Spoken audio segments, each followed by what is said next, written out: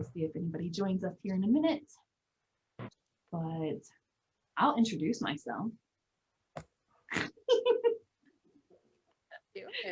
My name is Leslie Walton. I'm the Member Engagement Manager for NSHSS. We are very happy today to have Pallas-Amenah Morgan joining us. She is an artist, filmmaker, director, creative individual that won a video scholarship from NSHSS in 2016. She has continued her career graduating from Ithaca College last year. And basically, she's going to tell us all about what she's been doing since then and how the NSHSS scholarship that she received has impacted her, and something new that's going on as well. I guess, Pallas-Amenah, you're joining us from Barcelona, right? Yes, I am. We also have Nikki I with us, who you guys know as our scholarships manager. So if you guys have any questions for Nikki, of course, she can answer those. But Amenah, if you'd like to take over, we'll get started with this conversation. Sure. Hi. So as Leslie said, my name is Pallas-Amenah. I'm a graduate from Ithaca College and the USC School of Cinematic Arts, and I majored in screenwriting and criminal psychology. In 2016, I was the winner of the video essay scholarship, and the essay I submitted for NSHSS actually is what got me into Chapman University and USC, accepted to both schools in applying with that video. And then I was also the winner of this year's intern group scholarship, and I'm currently out here in Barcelona interning with Broadcaster Media for screenwriting and journalism on an upcoming production. So that's really exciting. It's really late here, but really excited to be with you guys. Well, we appreciate your time. Would you mind telling us a little bit about, how you submitted your scholarship and how your relationship with NSHSS got started? Sure. So I first heard about NSHSS when I was a senior in high school, and that was back in 2016. And I received a letter from them saying that I was eligible to be a scholar based on transcript scores and GPA and all of that. And before then, I hadn't heard of it just because the school that I went to, not financial aid and scholarships and information on that wasn't very accessible because it was a private school and most of the kids that went there didn't need them. So in terms of like talking to counselors and stuff, that information wasn't readily available to me. And so when I heard from NSHSS, I did some research. I said, oh, this seems like a really cool organization, especially considering that the connection goes on past high school, past college even, and the networking that's available to scholars is what drew me in. So I went ahead and, said that I accepted membership and just started looking through their scholarships because I was applying to colleges at the time as well, and came across the video scholarship. I thought, oh, hey, I'm already majoring in film, so I might as well apply for this because I'm going to need to be making films to submit to the different schools I'm applying to. And so I made a video essay just with a little camcorder that I had, and I just filmed different scenes that I would, see during a typical day and put a voiceover over it and just kind of told a story of who I was as an artist and who I wanted to be as an artist. And that's the film that I submitted for the scholarship, and I ended up winning first place. I think that's one of the first things I've ever won. So I got really excited about it, especially since it was in a field that I was so passionate about, which was film. And it really inspired me to continue into school and to continue with that passion because, not that it gave me, because I knew that I had a voice, but having that kind of scholarship for film, it kind of solidified for me that, okay, I can do this, and my voice is important and it means something to people. So that's, it really inspired me to continue with that passion in school and in work now too. So then when you won your scholarship, how much longer was it afterwards that you wound up going to school and you really knew that that was the direction you were going to head in for your career? I think I went, because I won the scholarship that summer of 2016. So I had already started submitting to schools, and I heard back from USC and Chapman learning that I was accepted with that film. So that was really exciting too. And then went on, ended up going on to school, and I just loved the classes. I loved the professors that I had in the communication school. And I've always loved telling stories, but it wasn't really until that senior year of high school that I knew that I wanted that medium to be film rather than just creative writing or English. Just because I love the visual aspect of screenwriting and filmmaking as well in terms of telling stories. So yeah, and it's a lot more hands-on too, which I've always liked. That's fantastic. And so when you transitioned from high school into college, how did you utilize the funds from your scholarship? Did that go all towards school, or did you have something bookmarked for it? It definitely all went towards tuition, just because for me applying to schools, depending on which one I would end up going to, that all depended on the financial aid I'd receive. And NSHSS really helped out in terms of giving me the financial means to go to school.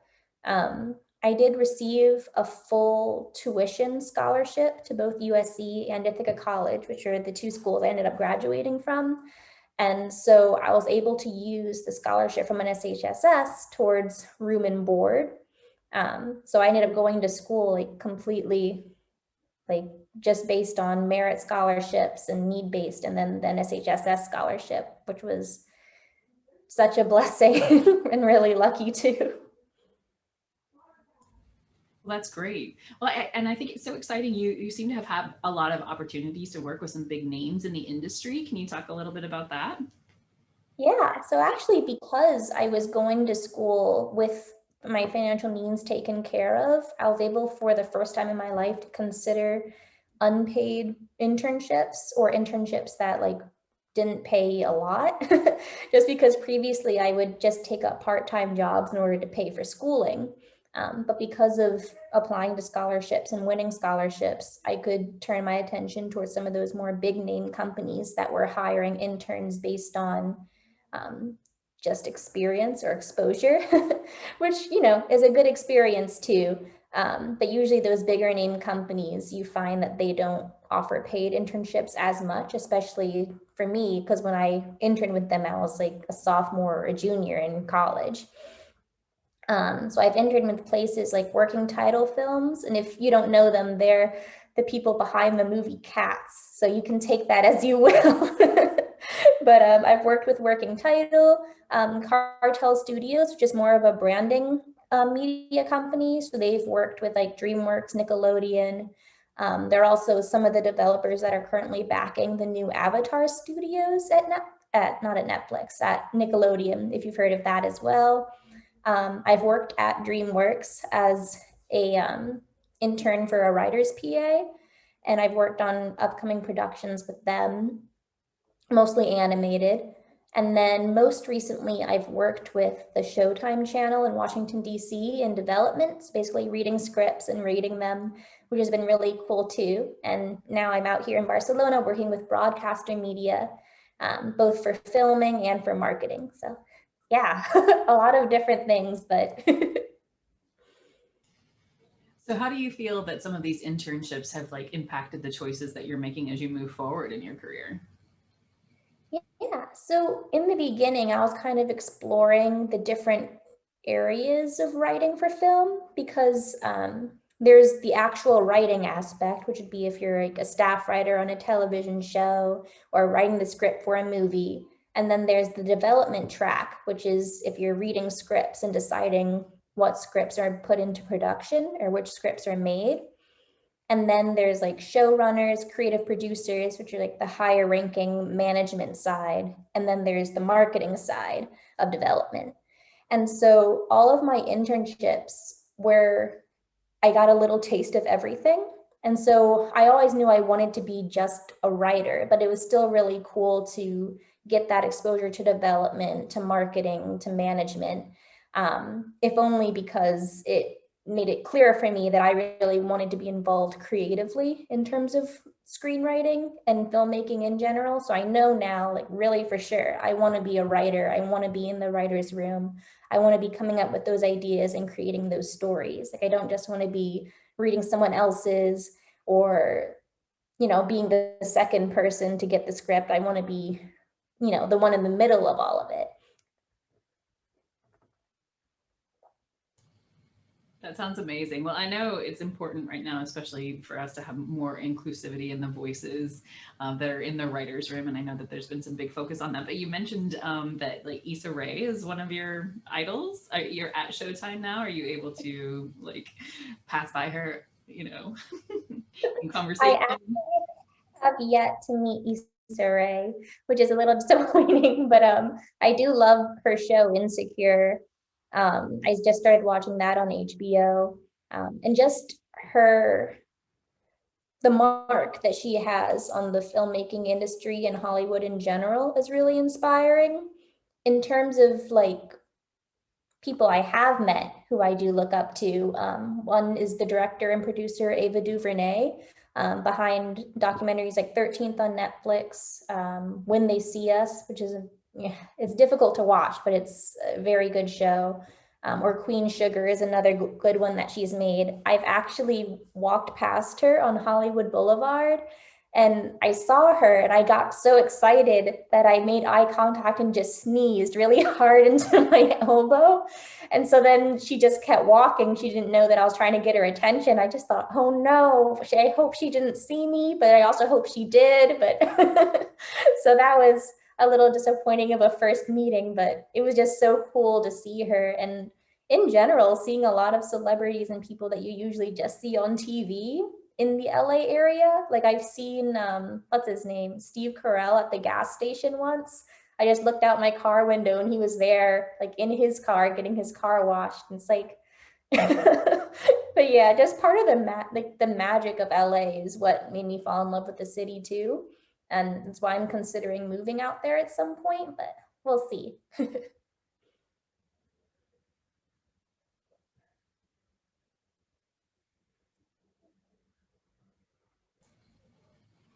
Well, that sounds very exciting. I'm a little bit jealous. I would love to see Steve Carell like while you're just getting gas. That sounds like a lot of fun.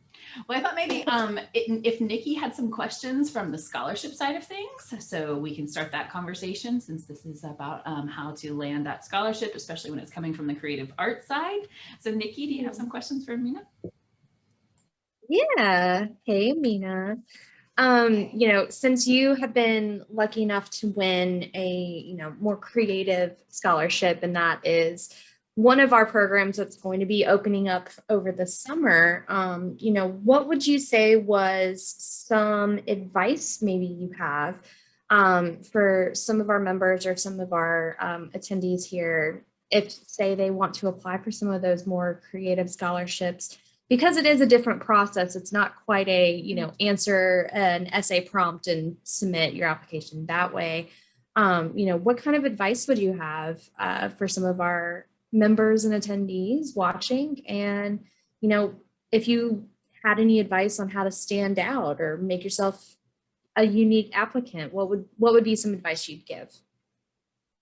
I think the first thing that I would say is to encourage people not to be intimidated, especially since stuff like visual media, painting, drawing, filmmaking, it can be a little intimidating to approach because, well, it's creative, first of all. And I feel like a lot of creatives are very, like imposter syndrome is very big with us. And I know I felt a lot of that applying for the scholarship all through school and still now, just because you always think there's someone better than you, or you always think that there's someone that's like, like you don't know if you're the right person to fit in that space. And especially for like people of color or people of other marginalized communities. And I know applying for the video scholarship, I was hesitant because I thought I don't have the same equipment that other people might have. Like how am I supposed to record stuff? I just have this little camcorder I got from Amazon that makes everything kind of look fuzzy. And I'll be editing it on iMovie instead of like Premiere, all these other fancy tools that other people might have access to that I don't.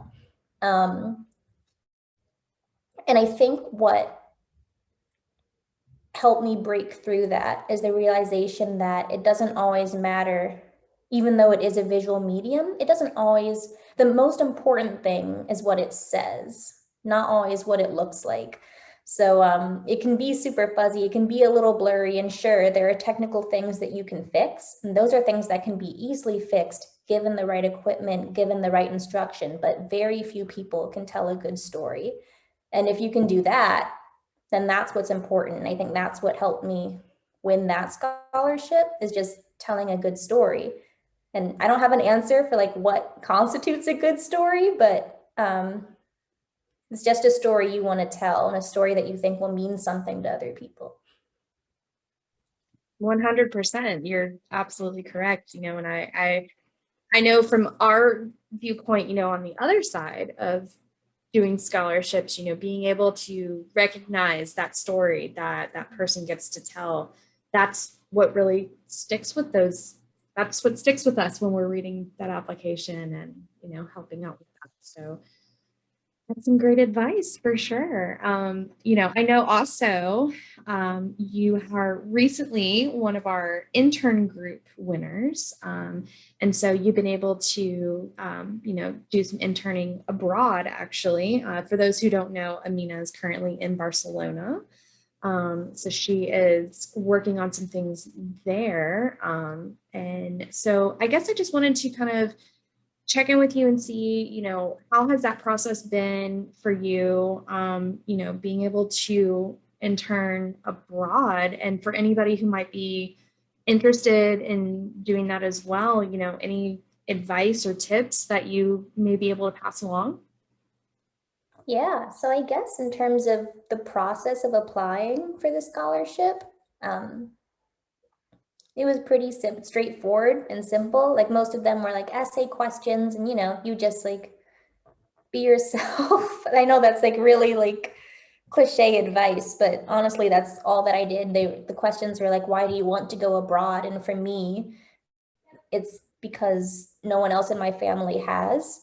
Like I'm the first in my family to be able to travel, and being the first, that carries a lot of weight for me, especially as a Black American. The ability to travel on my own free will is something that not a lot of my ancestors were able to do. So that's kind of the story that I told in my application, in why I wanted to travel and why I was deserving of the scholarship. And also just because as a writer, I want to have a diverse point of view in terms of the stories that I tell. And one way that I would like to do that is by traveling and seeing and getting a greater perspective and a greater worldview to reach a wider and more diverse audience. So that was my approach to applying for the scholarship. And it was a full scholarship, so housing was included, the program was paid for, and because we are in a pandemic, flights were very cheap. It's also a little different process-wise because we are in a pandemic, so there was more that I had to do to get ready to go out here. So things will probably be different when the next round of scholarships and stuff come in for the intern group, because I know Europe especially is planning on opening up now to vaccinated travelers starting in June. So probably things will be a little bit more flexible and a little easier to navigate. But I just know for me, it was like such a struggle to get here. And I ended up being stuck in Miami for 2 nights because first there was a problem with my COVID test results, because you need them 72 hours before your flight leaves, but I thought it was just 72 hours before the day.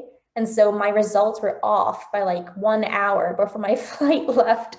So I had to stay in Miami for a night, retake the test, and then I came there again and missed my flight because my flight was canceled and they only were flying 1 flight out of Miami a day to Spain. So, I mean, I'm not complaining too much. 2 nights in Miami was kind of fun, but it was definitely very stressful getting here.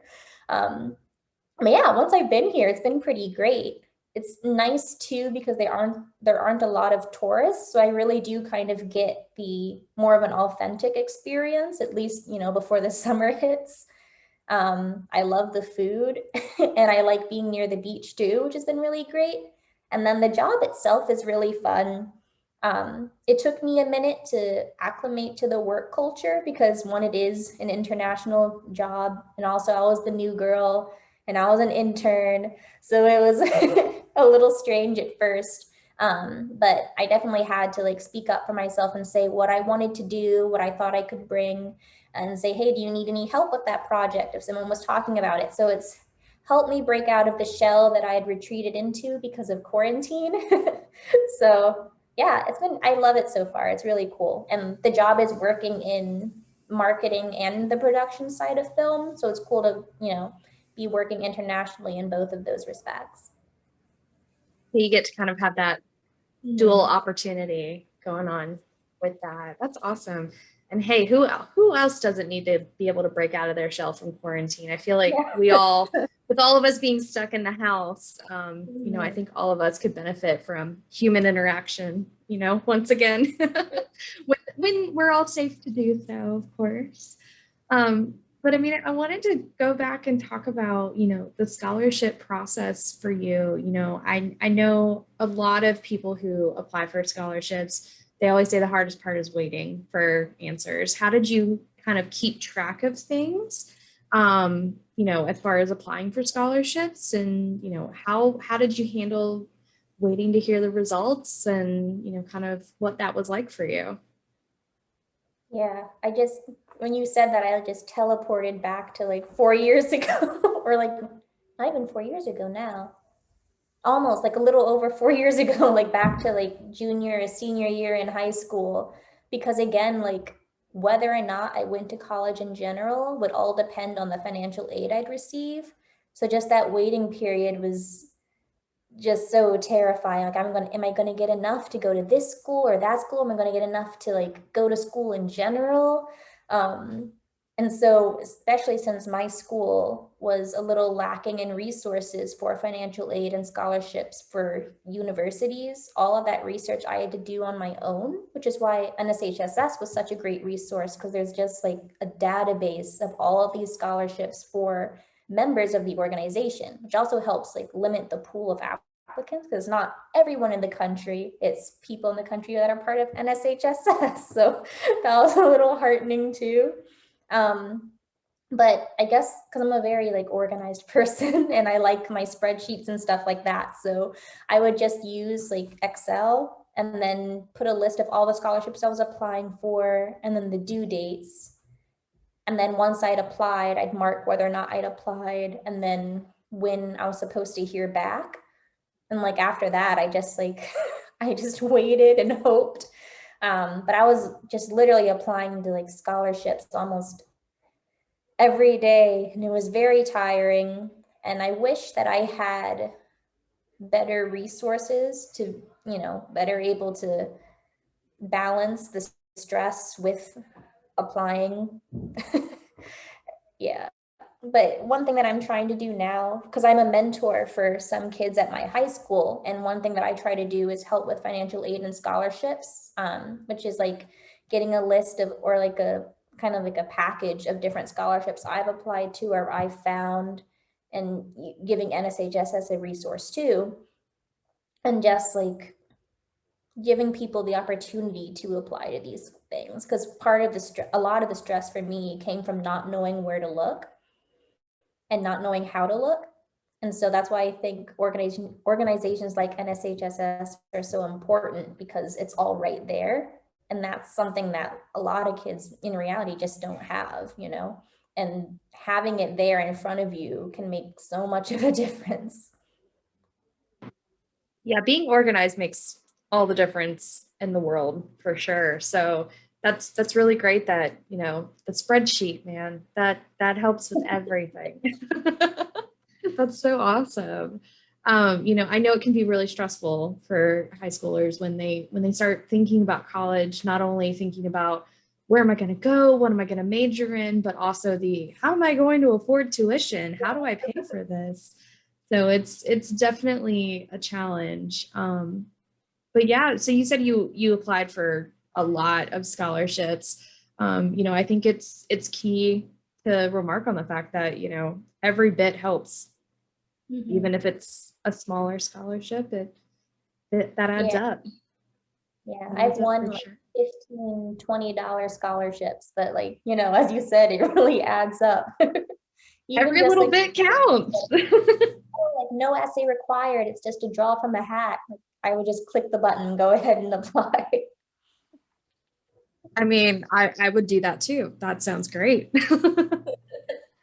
But yeah, I'm really happy that NSHSS was such a great resource for you. We've always tried to help out with that and provide a great list of opportunities for you. And you've been lucky enough to not find a great opportunity once, but twice. Yeah. So that's really great. My only last question I was going to ask you was, if you had any nuggets of advice for, anyone who is starting their scholarship applications now or starting to think about, applying for that kind of grant or, getting their spreadsheet ready to start applying for all the scholarships out there, what kind of advice would you give to anybody who's really starting that process?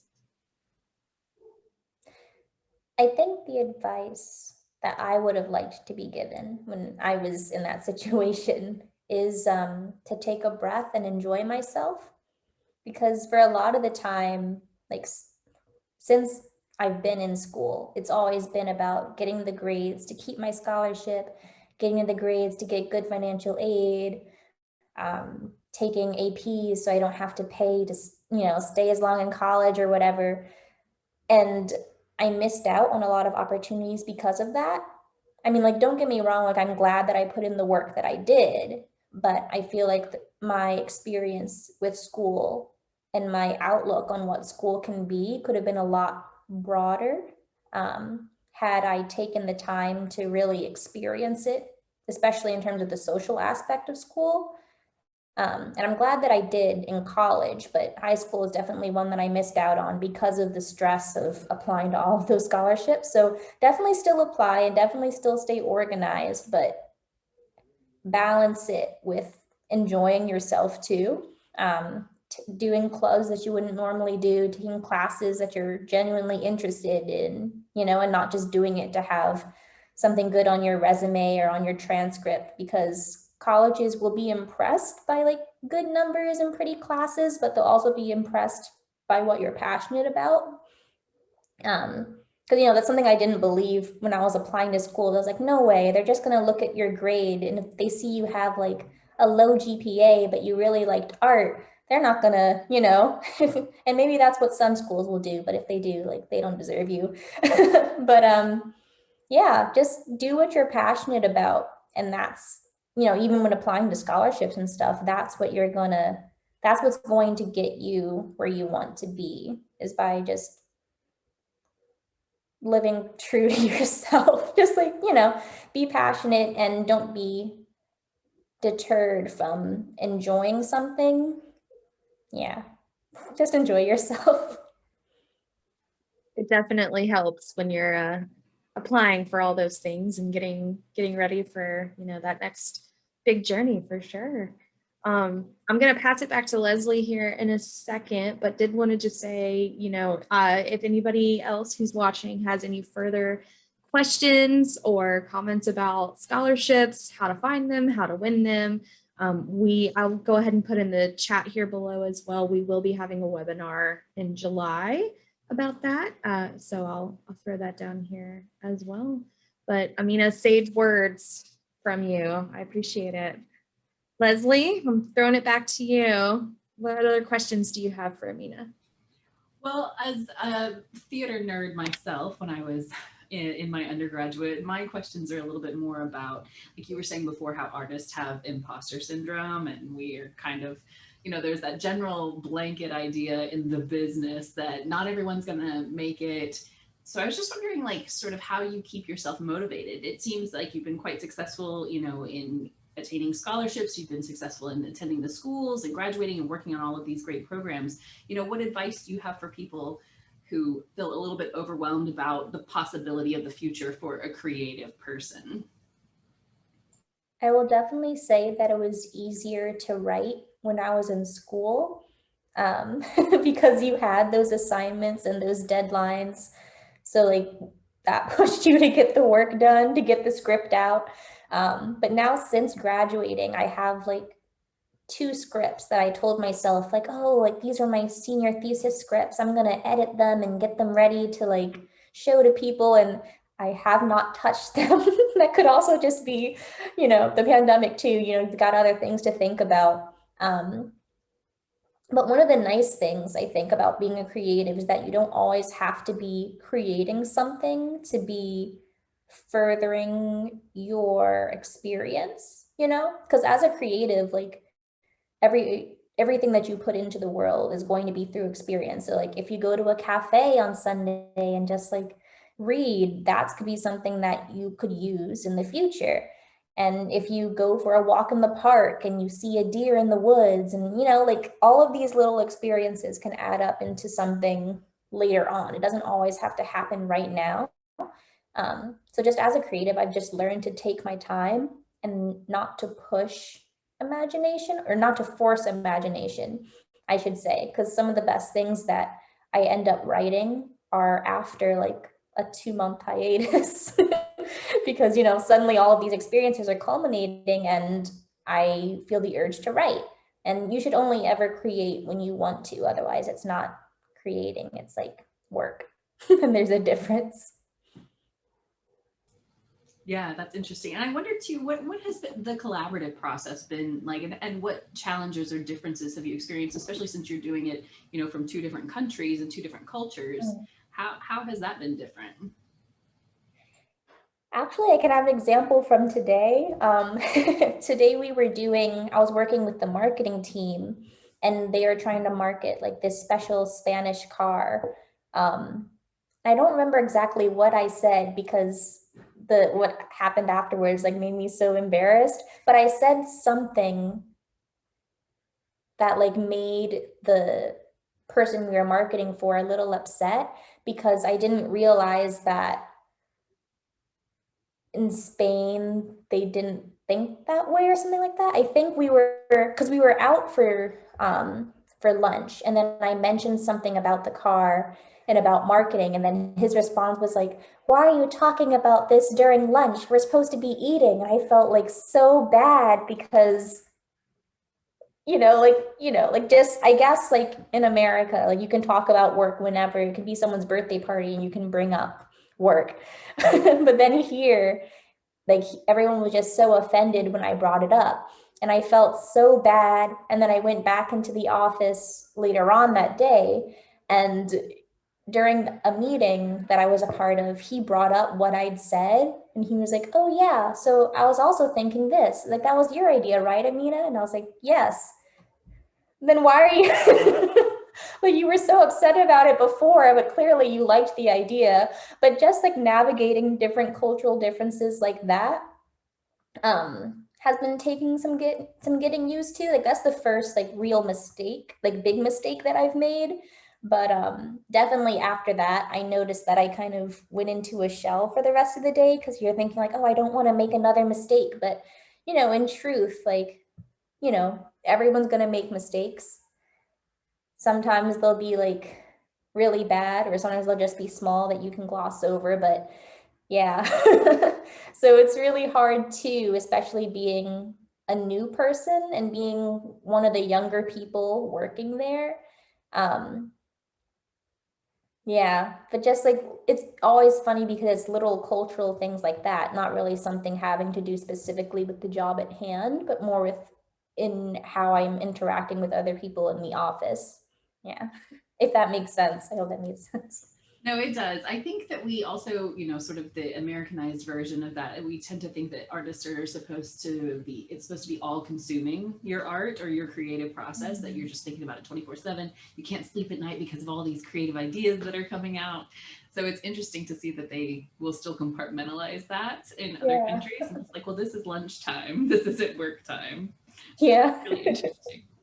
We did get a question from Gabe, who asks, with the idea of imposter syndrome, what would you say about making yourself actually enjoy your success instead of just trying and trying for something more and going into a spiral?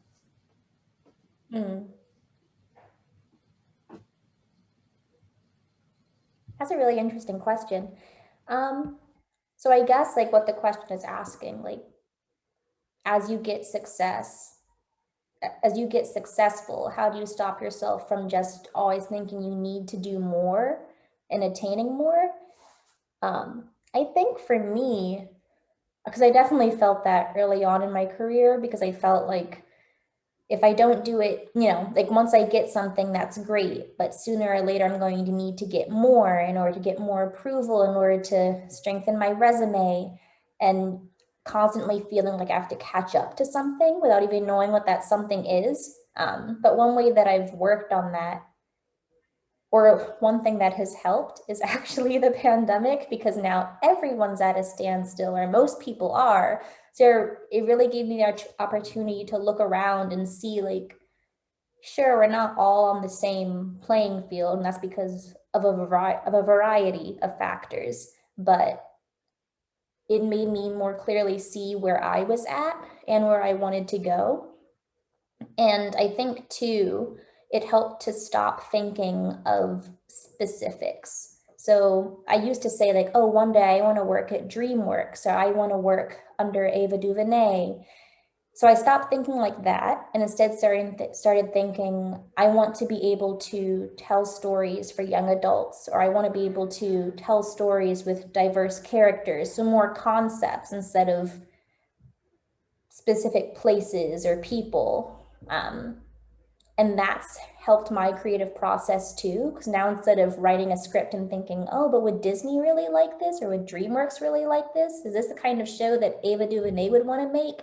I started thinking, is this the kind of story that I would have wanted to watch as a kid?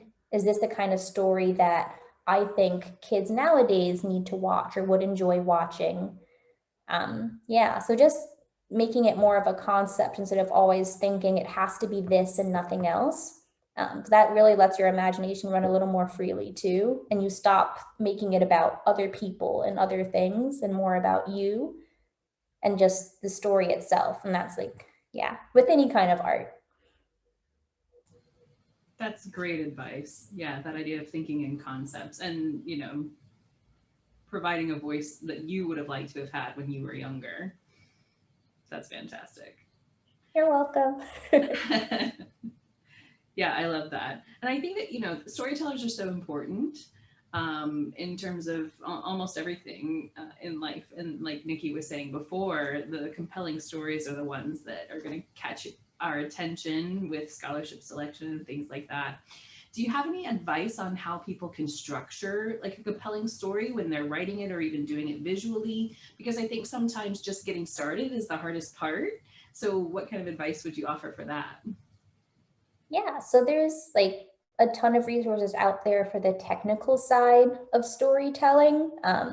So like if for scripts, I would recommend like what's it called? Stuff like Save the Cat, which is a really good way that breaks down the technical side of plot and pacing and things like that, which I found really helpful, because I know just as a creative writer, I just kind of spew the story and then have to go back and say, wait, but that doesn't correlate, or the climax is happening too early, and I have to go back and figure out how to structure it. So stuff like Save the Cat and other resources online that tell you how to structure a story step by step really help, because it kind of helps me ground my stories.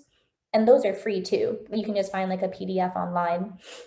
But then in terms of creatively structuring a story and just kind of grounding those ideas before you write, even with like non-creative writing, I found that what helps me is making just an outline, and that can be like writing out dialogue that I just have in my head, or a plot point that I know I eventually want to happen, and just writing it all out first, and then organizing it in terms of chronological event. Yeah, so just don't be afraid of all the thoughts that you might have running around. Just go ahead and spit them out, because once you see them, you'll know, like, that makes no sense, or maybe this should happen earlier, and just do the structure later. There's nothing wrong with being messy first. The mess can be tidied up. It can be tidied Yeah. up, right? Well, so who do you have in your life that you share your stories with to kind of help clear those things up or get second opinions? Who's helped you along the way with like tidying up those stories? In school, it was a lot of my peers. I think early on, it was harder to find peers that could give me sound advice or advice that not advice that I liked, but like advice that I trusted, because we were all kind of in the same boat, all learning at the same time. But especially as I got into more advanced classes in college, like my thesis courses, I really found myself depending on those peers in the classes with me, during critique circles, going around and reading scripts. Like, just the advice got so much more mature and so much more insightful too, which was just like, that's just a product of going through school together and learning and developing our own stories. And I think that comes from developing your voice, because then you're better able to hear someone else's. So just finding those people are probably the people that you're going to want to depend on for giving you sound advice on stories. And it doesn't have to just be peers, because even now I reach out to friends that I never had classes with, but I know who are in the same major, or they're even just dramatic writers instead of just screenwriters, or they're producers instead of screenwriters. And my dad too has always been a really big voice for me in terms of my writing. Even in like middle school, I can remember writing essays or poems and going to him and like, oh, this, isn't grammatically correct, or this, story, you can go a little deeper here. Like, yeah, having those people, especially if they've been around for a long time, to depend on for your writing can really help strengthen your voice, because they've known it since the beginning, or they've known it since you were first learning or first starting. So yeah, those kind of people are really important. That's great advice. I like that idea that you grew with your peers. That's pretty exciting to think about. I guess it's part of the college experience that you guys get to grow together through your different classes and the different collaborative processes that you have. Yeah, and it's neat too, because a lot of the people that I had in my thesis class were people I remembered from like freshman seminar, who we've been in the same major. And so you take similar classes and then ended up in the same thesis course. So even just reading their works, like there's this one girl who, for her senior thesis, wrote a crime thriller show.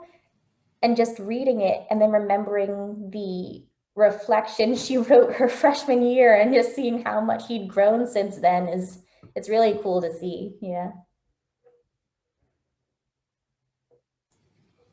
So we just have a few more minutes. If you guys have any other questions, please make sure to drop them in the chat. But I want to hear a little bit about what you're doing next. I know you've got your internship that you'll be finishing up. But I want to hear a little bit about what's going on next after you do this. Do you have plans, or what can we expect from you? Originally my plan was to move from, like, after Barcelona, to move to Los Angeles after landing a job, hopefully somewhere in like the development or as a writer's PA in the industry. But now, having been out here in Europe just for like this month, I've started considering grad school abroad. So I'm looking at programs there now too. And it's a little scary because I hadn't planned on going to grad school, one, because of I didn't know if I'd had the financial means, but if there's one thing this pandemic has taught me, is that we have time, and things will slow down and things may like not go to plan, but we have time. So I'm still thinking about what I want to do. And I'm still going to start applying to jobs in Los Angeles, as well as some in Atlanta too, because everyone goes to LA for film, but Atlanta really is an up and coming filmmaking power, which is really cool to see. So Atlanta, I'm applying to places, as well as places in Vancouver, Canada. So I'm, looking at those 3 places in terms of permanent jobs, and then grad school in Paris or Italy. So we'll see where I go from here. But yeah, I'd love to go, and, the prospect of getting a master's in either cinema studies or screenwriting could be pretty cool, because I love analyzing films as well as writing them. So we'll see where things go. Yeah, and just like you talked about growing with your peers during your undergrad, you would have a completely different cohort to be with in grad school, and you never know what kind of opportunities or connections could come out of, that process itself, just meeting people as you go along. And I think this is a great, Margot placed a question. She also said she grew up in Ithaca. Oh, wow, okay, that's so cool. But she was asking about, how does your current location in Spain affect your creative process? Are you finding yourself drawn to different themes? Hmm.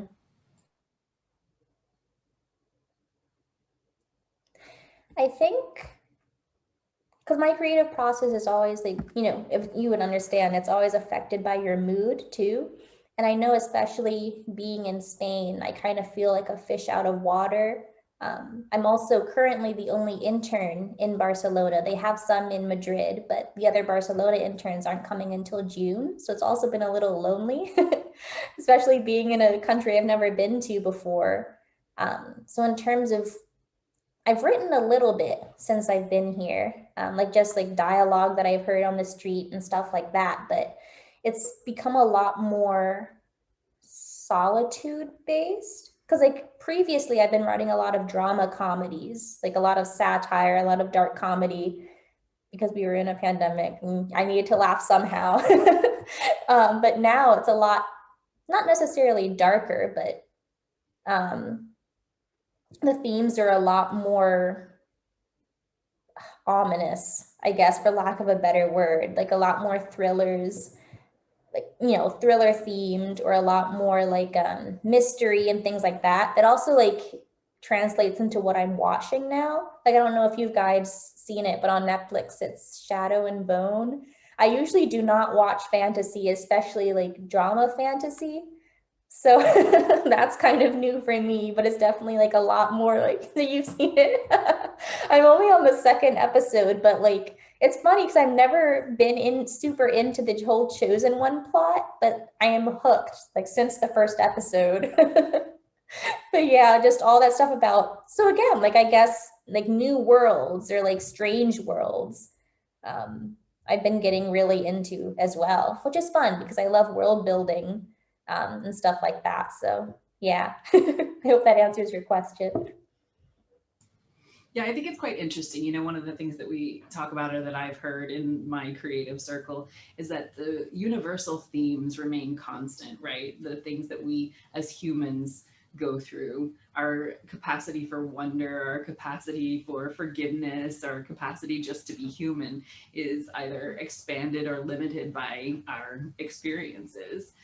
So I find that pretty interesting. Do you feel like that you're catching some of that while you're in Spain? You know, it's that same human struggle, especially since all humans are going through this pandemic right now and have to change, you know, the way that they've been living. I'm sure culturally that's been hard for people in Spain because they're so close and so jovial.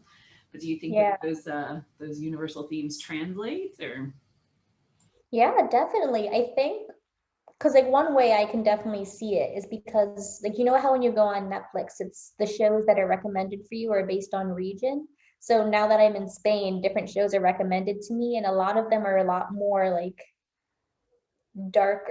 I'm seeing a lot more dark comedies or like satirical comedies. Like I saw this one like that's supposed to be super popular in Spain called Deathly Class, which is basically about a class of assassins or like killers or something like that. I was like, wow, I wouldn't have, because I expect, because people in Spain are so like super friendly, super bright. Like sometimes they can be like a little crude or whatever, but like that was kind of surprising to me. I was like, wow, that's so violent. But I definitely do think that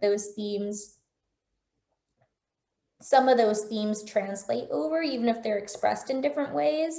So like in the US during the pandemic, you had like a lot of reality TV, I noticed, because people wanted that escapism.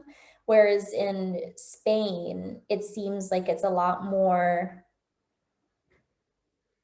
dark humor, but it's still that kind of either making fun of the situation or trying to escape from it, which is really interesting. Well, hopefully we won't have to escape from things too long because we're getting vaccinated and things are opening back up. Before we end, if anybody has a question, make sure to drop it in the chat. I just want to say thank you so much to Amina for joining us today. This has been a lovely conversation. It's so exciting to hear about everything that you've been able to accomplish and everything that you've done with the 2 scholarships from NSHSS. Do you have any parting words for us? Any closing thoughts or anything else that you would like to let us know about your experiences? Huh? I always I always dread this question at the end because I usually don't have anything to say. But yeah, I don't know.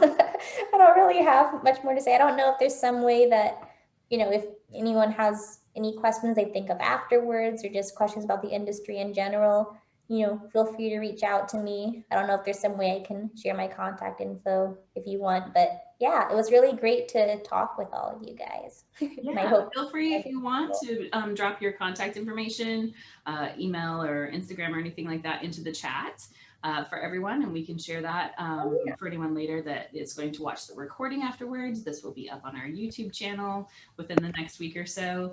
I think that's it for me. I've really enjoyed this conversation. Nikki, do you have anything that you want to leave us with? Amina, I think we all think that you're amazing, and we love hearing your story. I think also, it's something that resonates a lot with a lot of our members and a lot of people in the audience as well. But thank you so much for being part of our amazing community. We're really excited to see what all you get to do and where you're headed. So thank you for taking the time. I mean, you'll have to keep us posted if you wind up in Atlanta, because that's where the NSHSS headquarters are located. Oh, wow. So, I remember seeing that on the address, and that's why I thought, like, oh. Yeah, that'd be great.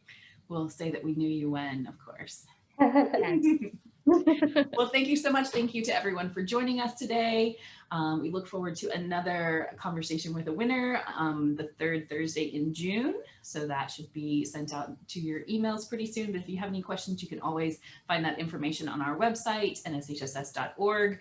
I know Nikki's going to post about scholarships. We have the scholarship panel coming up in July, and there are tons of resources available, and we have programs open right now. So check it out, see if there's anything that fits with what you're interested in, and we look forward to seeing you all next time. Thank you so much. Thank you, guys.